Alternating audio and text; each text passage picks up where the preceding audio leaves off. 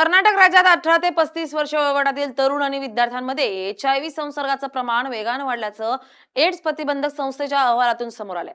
7,000 विद्यार्थ्यांचा आकडा मोठ्या प्रमाणावर व्हायरल झाला असला नॅशनल एड्स कंट्रोल ऑर्गनायझेशनच्या अहवालानुसार हा संसर्ग एका रात्रीत वाढलेला नाहीये, तर गेल्या काही वर्षात तरुणांच्या जीवनशैलीत, विचारसरणीत आणि सामाजिक रचनेत झालेल्या बदलांचा हा परिणाम आहे. हा अहवाल जितका धक्कादायक आहे तितकाच तो आपल्याला समाज म्हणून आत्मपरीक्षण करायला लावणार आहे. या वाढत्या आकडेवारीचे सर्वात मोठे कारण म्हणजे कर्नाटक सरकारनं सुरू केलेली व्यापक चाचणी मोहीम.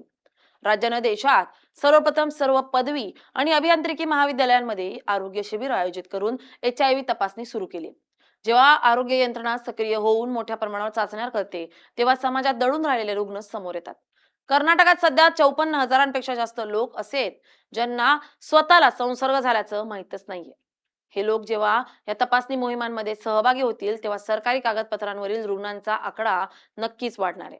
हा आकडा येत्या काळात 3 लाखांच्या वर जाण्याची शक्यता आहे. मात्र लपलेले रुग्ण जितके लवकर यंत्रणेसमोर येतील तितक्या लवकर त्यांच्यावर उपचार सुरू होतील आणि त्यांच्यापासून पुढे होणारा संसर्ग थांबवता येईल.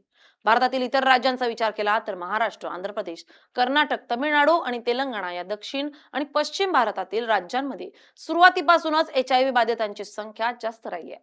याचं कारण म्हणजे या राज्यातील मोठी लोकसंख्या, वेगानं होणारे शहरीकरण आणि स्थलांतरित मजुरांची संख्या हे आपल्याला सांगता येईल. मात्र या राज्यांमध्ये ट्रॅकिंग आणि समुपदेशनाची यंत्रणा इतर राज्यांपेक्षा अधिक मजबूत आहे. दुसरीकडे जर आपण लोकसंख्येच्या प्रमाणात संसर्गाच्या दराचा विचार केला, ईशान्येकडील राज्यांमध्ये संसर्गाचं मुख्य कारण असुरक्षित लैंगिक संबंध आहेच, पण त्यापेक्षाही जास्त म्हणजे ड्रग्ज घेताना एकाच सुईचा वापर अनेक जण करतात, त्याच्यापासून जास्त धोका आहे. कर्नाटक हे देशातील सर्वाधिक प्रभावित 5 राज्यांमध्ये येत असल्यानं तिथल्या सरकारनं कॉलेज स्तरावर पावलं उचलायला सुरुवात केली आहे, जी काळाची गरज आहे. तरुणांमध्ये हा संसर्ग वाढण्यामागे सर्वात मोठं कारण ठरलंय ते म्हणजे ऑनलाईन डेटिंग ऍप्सचा विस्फोट आणि कॅज्युअल डेटिंग संस्कृती. टिंडर, बंबल किंवा ग्राइंडर सारख्या ऍप्समुळे आज तरुणांना अतिशय सहजतेनं नवीन माणसं शोधता येतात. पूर्वीच्या काळी असलेल्या सामाजिक मर्यादा किंवा ओळखीच्या लोकांमध्ये संबंध ठेवण्याची जी चौकट होती ती आता जवळपास पूर्णपणे मोडीत निघाली आहे असं जाणवतंय. एकाच व्यक्ती एकापेक्षा जास्त लैंगिक संबंध ठेवतो आणि या आभासी दुनियेत लोक अनेकदा आपली खरी ओळख, नाव आणि पत्ता लपवून एकमेकांना भेटतात. शारीरिक संबंध झाल्यानंतर अनेकदा त्यांचा संपर्क कायमचा तुटतो. अशा परिस्थितीत जेव्हा एखाद्या तरुणाला HIV संसर्ग झाल्याचं निदान होतं, तेव्हा त्यानं हा संसर्ग कोणाकडून घेतला किंवा हा संसर्ग पुढे कोणाला दिला याचा शोध घेणं आरोग्य विभागाला अशक्य होतं. या तांत्रिक अडचणींमुळे संसर्गाची साखळी तोडणं यंत्रणेसाठी मोठं आव्हान आहे. या बदलत्या जीवनशैलीसोबतच सुरक्षित संबंधांमध्ये तरुणांमध्ये असलेला निष्काळजीपणा हे सुद्धा मोठं कारण आहे. आजच्या पिढीला इंटरनेटमुळे HIV बद्दल माहिती आहे, पण त्यांना असा एक खोटा आत्मविश्वास असतो की हा आजार आपल्याला होऊ शकत नाही. अनेकदा पार्ट्यांमध्ये अंमली पदार्थांच्या अंमलाखाली तरुण सुरक्षिततेचे सर्व नियम विसरतात, कॉन्डोमचा वापर न करता असुरक्षित शारीरिक संबंध ठेवतात. या निष्काळजीपणामुळे HIV नाही तर सिफिलिस आणि गोनोरिया सारख्या गुप्त रोगांचे प्रमाणही तरुणांमध्ये वेगानं वाढत आहे. वैद्यकीय शास्त्रानुसार ज्या व्यक्तीला आधीच एखादा गुप्त रोग नाही तर त्वचेचा संसर्ग असेल, त्याला असुरक्षित संबंधांमुळे HIV होण्याचा धोका 3 ते 5 पटीनं जास्त असतो. कर्नाटकातील अहवालातही या गुप्त रोगांमधील वाढ हे HIV वाढण्याचं प्रमुख कारण आहे.